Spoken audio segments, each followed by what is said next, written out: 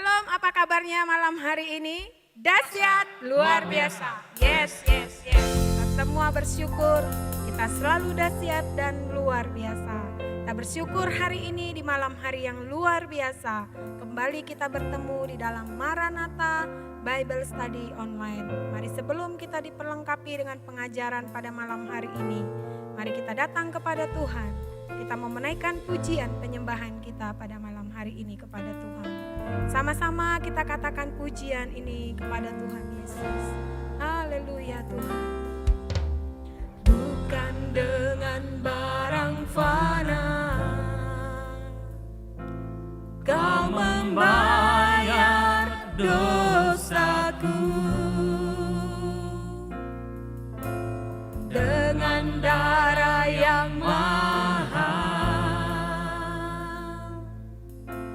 tiada noda dan celah.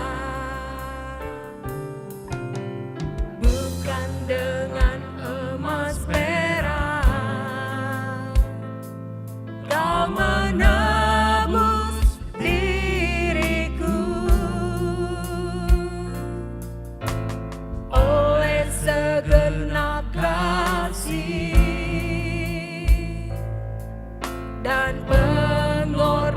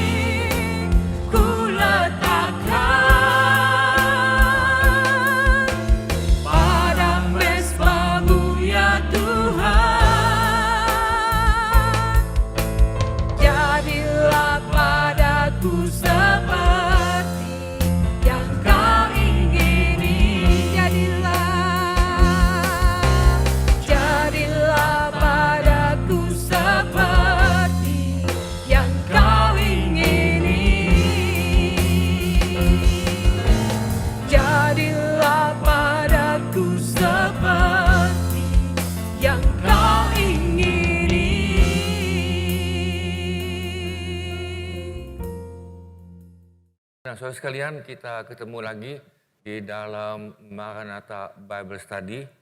Saudara, kita menjelang pengangkatan ini, saudara mesti semakin dipelengkapi.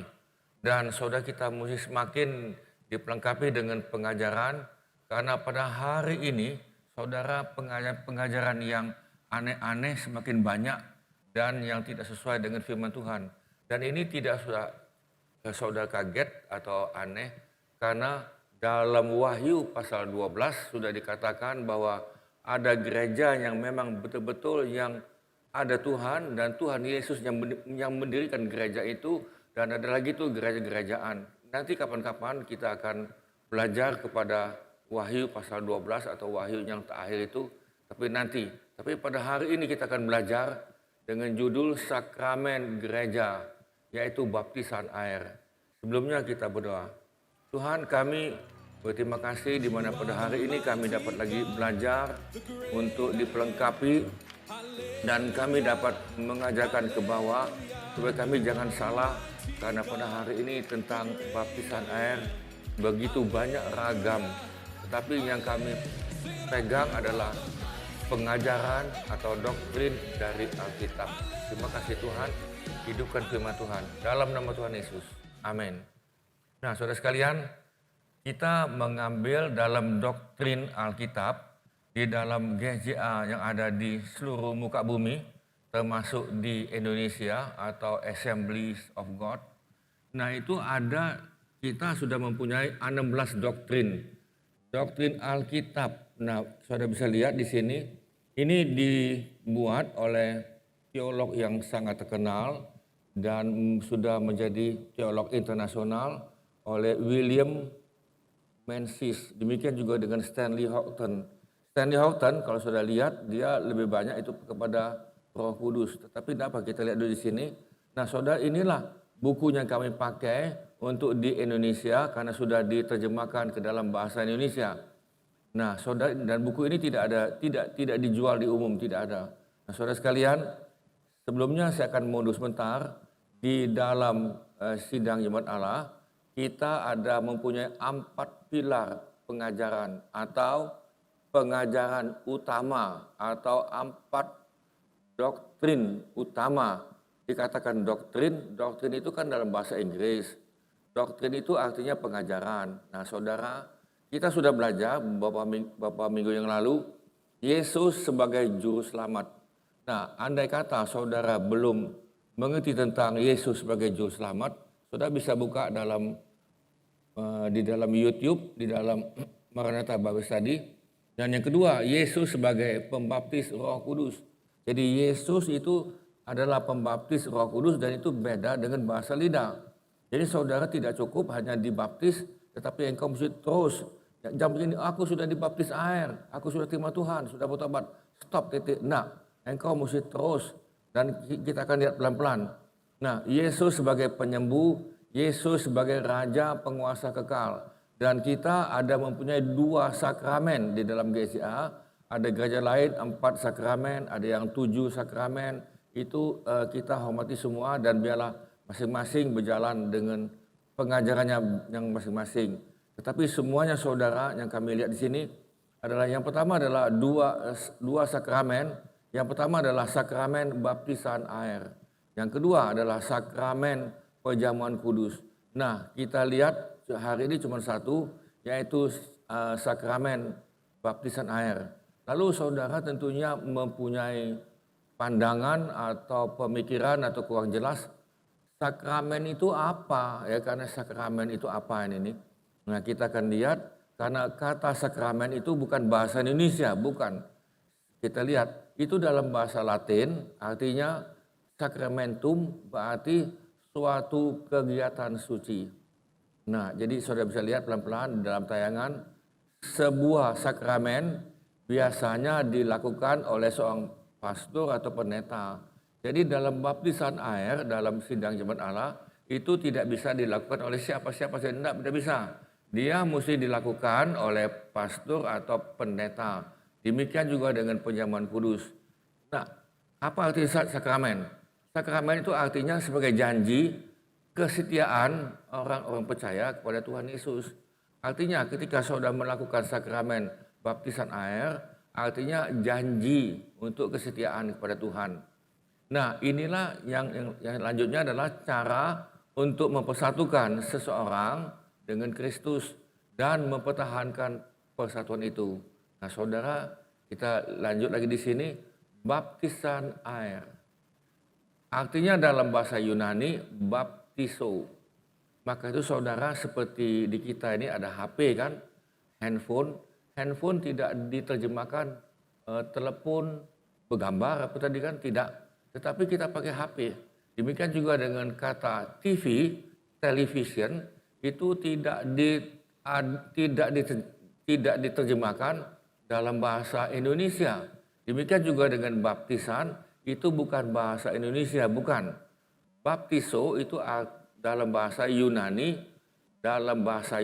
saya ulang lagi, artinya adalah masuk ke dalam, membenamkan, mencelupkan. Nah, itu artinya baptis. Kita lihat dalam Matius 3:16, sesudah dibaptis, Yesus segera keluar dari air.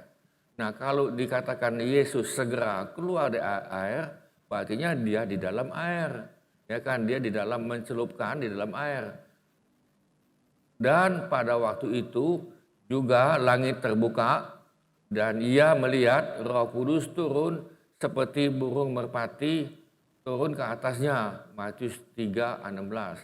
Nah, saudara, kita ambil lagi di sini tentang sida-sida. Lalu ini saya ambil dalam Kisah 8:38-39. Lalu orang Ethiopia itu, saudara, begini, satu hari sida-sida dari Ethiopia, dia baca Alkitab, dia baca kitab, ya kan ya. Nah, tetapi pada waktu itu dia tidak mengerti, lalu orang Ethiopia itu menyuruh menghentikan kereta itu, keduanya turun ke dalam air. Saudara perhatikan ini, itu artinya kedua-duanya turun. Itu ada gambar. Ini adalah berbicara tentang Filipus. Jadi Filipus itu Tuhan bawa dia kepada orang Ethiopia ini. Sida-sida ini adalah bendahara Ethiopia, pejabat tinggi, dan dia lagi baca kitab dan dia tidak mengerti. Lalu Filipus menjelaskan, karena Filipus mengerti tentang pengajaran, lalu dia menjelaskan tentang Alkitab itu. Nah, baik Filipus maupun sida-sida itu, dan Filipus membaptis dia. Sudah perhatikan ini, keduanya turun ke dalam air. Ayat 39. Dan setelah mereka keluar, nah di sini kan, setelah keluar dari air, Roh Kudus tiba-tiba melarikan Filipus dan sida-sida itu tidak melihatnya lagi. Dia meneruskan perjalanannya dengan sukacita. Jadi saudara, firman Tuhan ini mesti ada yang memimpin saudara. Paling tidaklah ada seorang yang teolog atau teologi yang mengerti dan dia memang tamatan sekolah Alkitab lah kan. Jangan asal-asalan memberikan penjelasan asal-asalan, jangan. Nah, saudara sekalian, manusia dibaptis itu sebagai apa? Nah, ada beberapa hal kita lihat. Saudara, mereka dibaptis itu sebagai tanda pertobatan. Jadi saudara dibaptis sebagai tanda bertobat. Apa itu artinya bertobat? Bertobat, saudara sudah tidak mau lagi melakukan hal-hal dosa dan engkau sudah bertobat dalam pikiranmu, ya kan, dalam ketetapan hatimu untuk engkau berjalan yang ke tempat yang lain, yang terbalik. Nah, aku membaptis kamu dengan air sebagai tanda pertobatan. Ini Yohanes Pembaptis mengatakan, aku membaptiskan kamu dengan air sebagai apa? Tanda pertobatan. Tetapi ia, maksudnya Yesus, yang datang kemudian daripadaku lebih berkuasa daripadaku, dan aku tidak layak melepaskan kasutnya. Nah, saudara, jadi dibaptis sebagai tanda pertobatan. Bagaimana kalau saudara belum bertobat? Ya jangan dibaptis, amin. Ya kan? Jadi saudara tidak usah ikut-ikutan, ayo kita baptis rame-rame tadi kan. Tidak usah, itu bukan. Itu bahwa engkau belum bertobat dan engkau saudara, bahkan di dalam gereja hari ini nih, kami sudah menemukan ada sorry saya minta maaf dulu, dia hidupnya seperti orang yang belum ada Tuhan. Tetapi dia melayani, tetapi tingkah lakunya, perbuatannya betul-betul kontradiksi seperti yang dilakukan oleh Yesus. Artinya dia sendiri belum lahir baru, ya kan? Mungkin dia sudah dibaptis dengan air, tetapi dia belum lahir baru, dia belum bertobat. Nah, saudara, tidak bisa model begini. Nah, yang kedua, engkau dibaptis sebagai tanda hidup yang baru. Bisa katakan amin. Jadi kalau engkau dibaptis, bahwa engkau sudah mempunyai ketetapan dalam hatimu, dalam pikiranmu, aku mau hidup yang baru. Tidak bisa yang lama, tidak bisa. Nah, kita lihat di sini. Kita lihat dalam Roma pasal 6 ayat 4. Demikian kita telah dikuburkan bersama-sama dengan Yesus oleh baptisan dalam kematian. Artinya begini, ketika engkau dibaptis, kita akan dikuburkan, itu melambangkan. Melambangkan secara rohani engkau dikuburkan. Saudara perhatikan, lihat tangan saya ini. Ini kita, orang mati kalau dikuburkan bagaimana? Ini kepalanya ini. Apa ke sini? Enggak kan? Orang mati itu kan dikuburkan kan begini kan, dibaring gitu kan. Dan kalau kita dikuburkan tidak mungkin dia duduk begini kan, tidak mungkin itu kan. Dia mati dibaringkan begini. Nah, demikian juga dengan baptisan, saudara, kita melambangkan kematian. Nah, saya masuk di sini. Supaya sama seperti Kristus telah dibangkitkan dari antara orang mati oleh kemuliaan Bapa, demikian juga kita akan hidup dalam hidup yang baru. Nah, jadi saudara, ketika engkau dibaptis, engkau seperti ini mati, seperti ini kan lihat di sini, baring, lalu saudara kita dihidupkan kembali. Nah, ini nih. Jadi dihidupkan kembali artinya saudara dibaptis dengan tujuan hidup lama sudah dikuburkan. Bisa katakan amin. Sifat tingkah laku yang lama juga dikuburkan. Tentunya ini dengan proses, tidak tiba-tiba, tidak kan. Tetapi saudara sudah mempunyai keinginan, aku mau hidup baru bersama dengan Tuhan. Ini dulu yang penting. Ya kan, bukan pelayanan-pelayanan, bukan. Jadi saudara yang kedua, engkau dibaptis dengan tujuan hidup yang baru. Nah, saudara yang ketiga, ya kan tadi saya sudah katakan kita dikuburkan dan dibangkitkan. Seperti kau bisa lihat dalam tayangan ini, ada kuburan itu sudah kosong. Nah, karena dengan dia, maksudnya Yesus, kamu dikuburkan dalam baptisan. Dan di dalam dia, Yesus, kamu turut dibangkitkan oleh kepercayaan kepada kerja kuasa Allah yang telah membangkitkan Yesus dari orang mati. Jadi Kolose 2 ayat 12 bahwa saudara dibaptis itu dengan dikuburkan lalu dibangkitkan. Nah, jadi saudara kita dibangkitkan dengan hidup yang baru. Jangan model yang lama terus. Ya kan, cara engkau ngomong sudah beda. Dengan cara engkau berpikir, engkau berbeda, cara hidupmu pun sudah berbeda jauh. Nah, saudara, inilah yang inginkan oleh Tuhan. Tetapi ingat baik-baik, pada hari ini iblis bekerja 2 kali ganda. Ya kan, dia bekerja 2 kali ganda, dia tetap mau menyerang siapapun, terutama orang Kristen, supaya engkau jangan berhasil. Dan engkau jangan terus ikut Yesus. Pelan-pelan lah nanti engkau ikut dia tapi secara munafik, tidak bisa. Nah, saudara, kita masuk di sini rumusan baptisan air. Yesus sudah memberikan rumusannya di dalam Matius 28 19b. Jadikanlah semua muridku dan baptislah mereka dalam nama apa? Dibaptis dalam nama Bapa, Anak dan Roh Kudus. Dibaptis. Titik stop. Jadi saya ulang lagi. Mereka itu dibaptis dalam nama Bapa, yaitu Yesus Kristus, boleh, dan Roh Kudus, amin, dibaptis. Jadi ada rumusan yang sudah diberikan dalam Matius 28, 19b. Nah, kita masuk lagi di sini. Saudara, ketika engkau dibaptis, jangan engkau pikir itu engkau sudah selamat, bukan. Jadi saudara, perhatikan baik-baik ini. Tidak ada kuasa penyelamatan dalam penyelenggaraan sakramen baptisan air maupun sakramen penjaman kudus. Jadi saudara, sakramen baptisan air ini bukan berarti engkau sudah selamat, bukan. Atau begini, ada langkah pertama engkau selamat, langkah kedua engkau selamat, langkah ketiga engkau selamat, langkah keempat engkau selamat. Bukan model gitu, enggak. Engkau selamat seperti yang saya katakan sudah, saudara terima Tuhan dalam hatimu dan Roh Kudus bekerja dalam hidupmu. Engkau sudah ada perubahan total. Nah, ini yang dikatakan pelan-pelan. Nah, itulah yang dikatakan already but not yet. Nah, saudara, saya masuk lagi sini. Saudara bisa lihat tadi gambar tadi ya, bahwa baptisan itu adalah ke belakang. Jadi kepalanya ke belakang, bukan turun ke bawah atau ke depan, bukan. Tetapi kita ikuti caranya Tuhan Yesus. Baptisan air adalah upacara yang melambangkan, ya kan? Ini melambangkan permulaan hidup rohani. Ini merupakan penyataan di depan umum, saudara. Itulah sebabnya dibaptis itu biasanya di depan umum, menyatakan di depan umum bahwa saudara itu sudah mulai hidup yang baru, bahwa kita menjadi satu dengan Yesus dalam kematian dan kebangkitannya.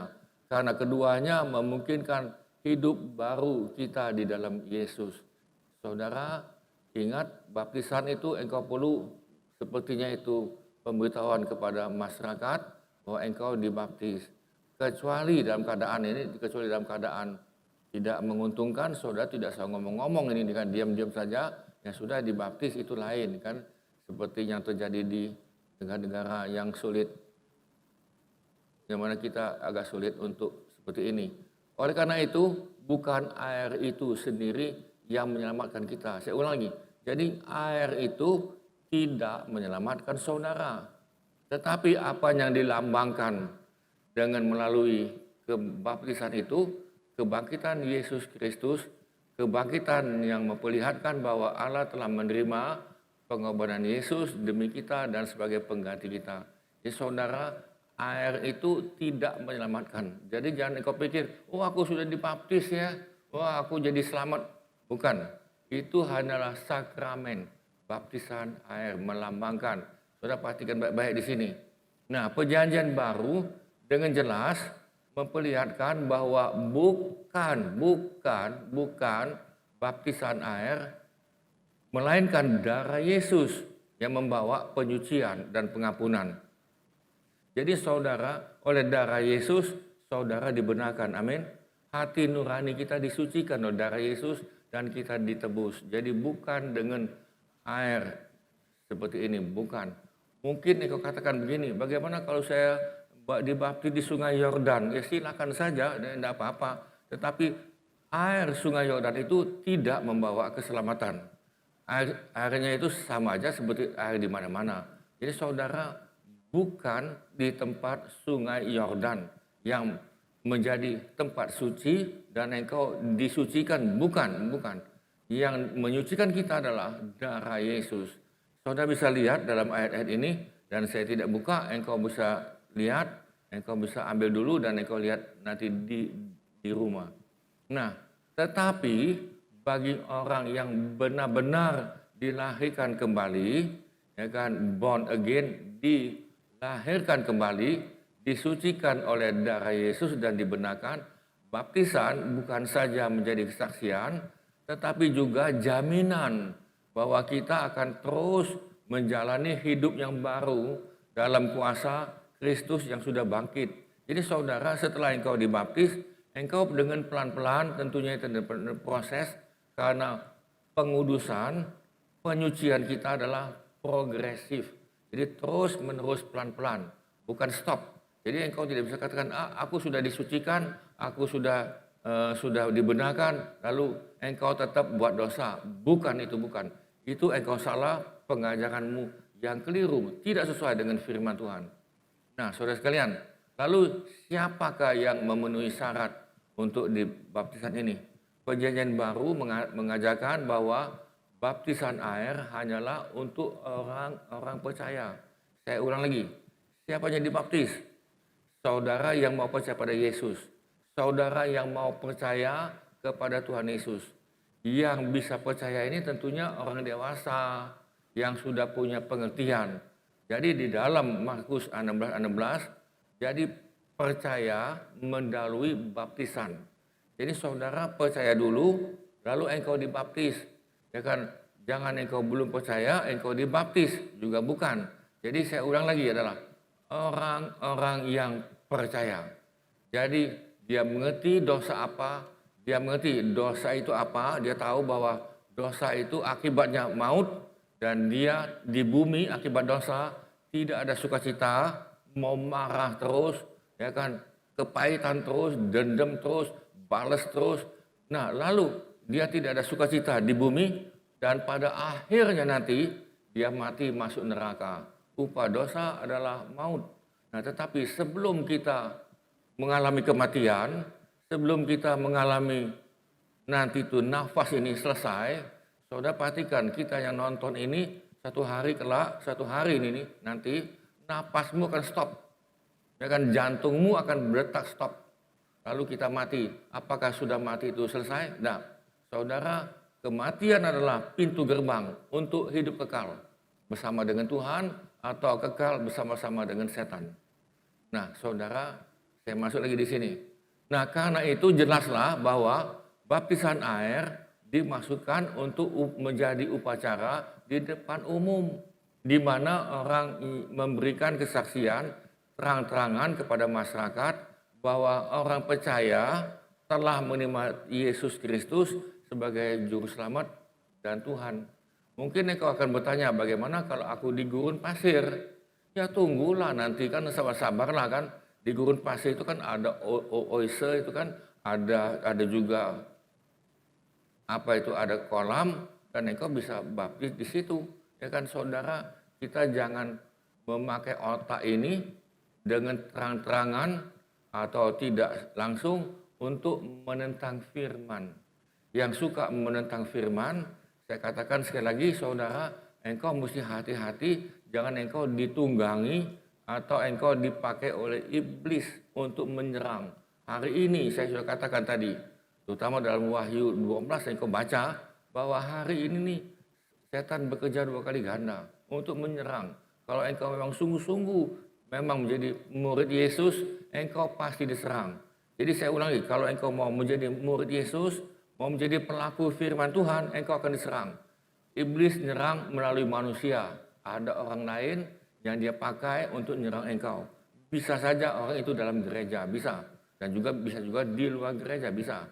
Nah, jadi saudara, uraian di atas jelas tidak memberikan tempat bagi baptisan bayi. Jadi tidak. Yesus waktu itu diserahkan kepada Tuhan. Jadi Yesus pun diserahkan. Jadi Yesus tidak dibaptis. Bayi belum bisa bertobat. Bayi belum bisa mempunyai iman. Iman, dia belum dengar firman, dia belum dengar firman. Lalu bayi memberikan kesaksian tentang keselamatan di depan umum. Tidak bisa. Karena dia tidak bisa, maka kita bayi itu hanya diserahkan di depan kebaktian, di depan umum atau dalam ibadah, rumah tangga juga boleh, bahwa bayi ini diserahkan menjadi anak Tuhan. Supaya sejak itulah Roh Kudus bekerja pada bayi itu. Nah saudara, waktu penyerahan tentunya segala roh jahat, kutukan nenek moyang diputuskan. Tapi saudara, itu tergantung nanti pada orang tuanya untuk membimbing si bayi ini. Jadi saudara, jangan engkau serahkan kepada guru sekolah minggu. Guru sekolah minggu itu hanya seminggu cuma sekali, cuma 2 jam. Tetapi orang tua yang mempunyai tanggung jawab untuk mendidik anak ini, bayi ini menjadi besar. Nah itulah sebabnya saudara perlu pelajaran yang dikatakan itu dalam parenting life. Itu engkau perlu. Nah jadi saudara sekalian, sebagai penutup, saya ambil dalam Filipi 2:12, hai saudara-saudaraku yang kekasih, kami senantiasa taat. Jadi Paulus mengatakan kepada jemaat yang dia rintis di kota Filipi, itu di Eropa, dia katakan kami senantiasa taat. Karena itu tetaplah kerjakan keselamatanmu.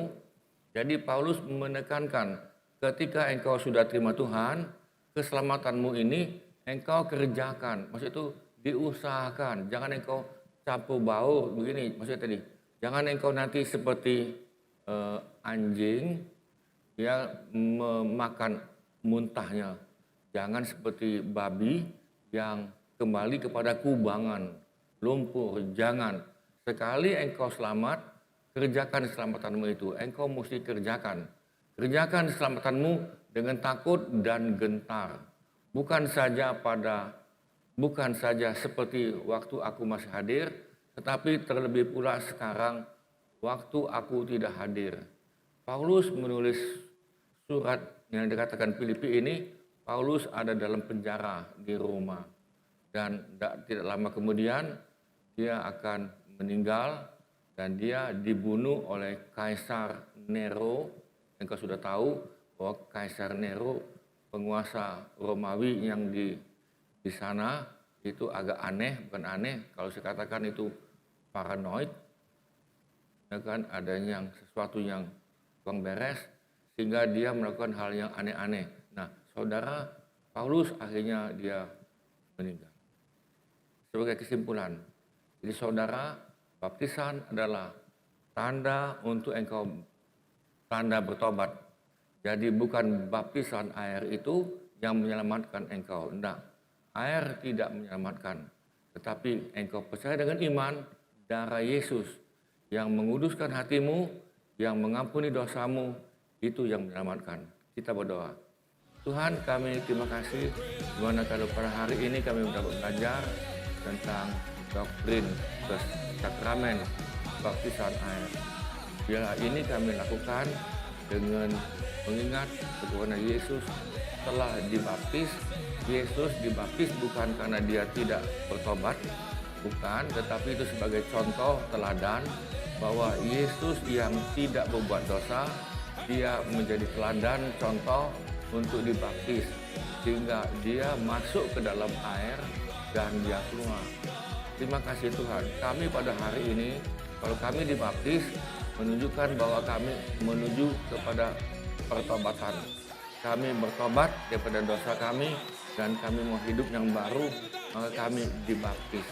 Terima kasih Tuhan, terima kasih Tuhan, biar kami dapat memberitakan keselamatan ini pada kawan-kawan kami, kepada famili kami sebagai kesaksian. Terima kasih Tuhan, dan kami mohon dalam nama Tuhan Yesus. Amin. Terima kasih Bapak Ibu, Saudara-saudari yang pada malam hari ini sudah mendengarkan pengajaran di dalam Maranatha Bible Study Online. Kita bersyukur kepada Tuhan buat malam hari ini. Mari kita menaikkan satu pujian pada malam hari ini kepada Tuhan. Haleluya.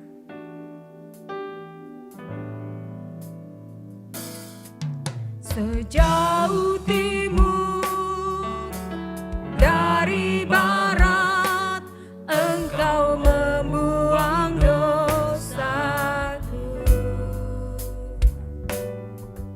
Tiada kau ingat lagi pelanggaranku.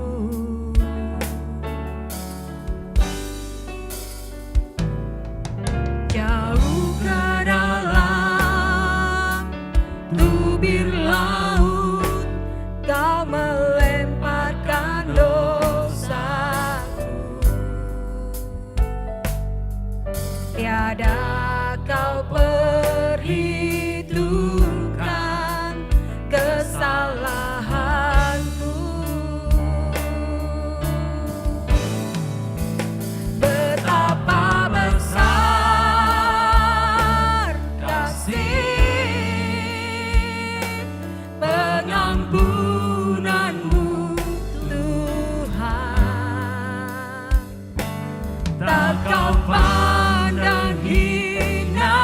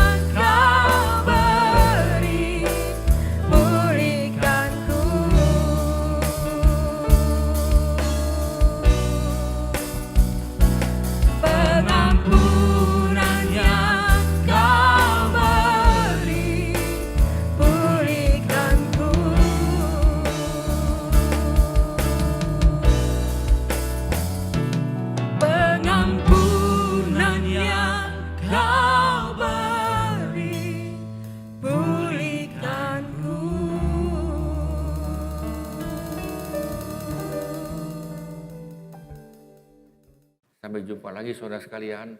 Tuhan memberkati.